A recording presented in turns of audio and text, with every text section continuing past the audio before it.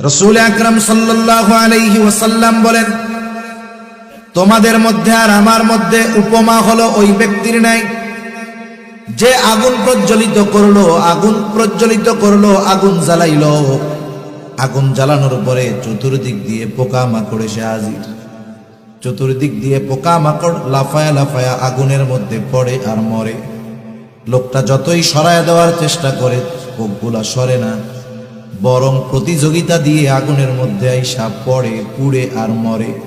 নবীজি বলেন, আমিও তোমাদের কোমর ধরে ধরে জাহান্নাম থেকে টেনে আনি, জাহান্নামের দিক থেকে টেনে আনি, কিন্তু তোমরা আমার হাত থেকে ছুটে পুনরায় জাহান্নামের দিকে ধাবিত হয়ে যাও।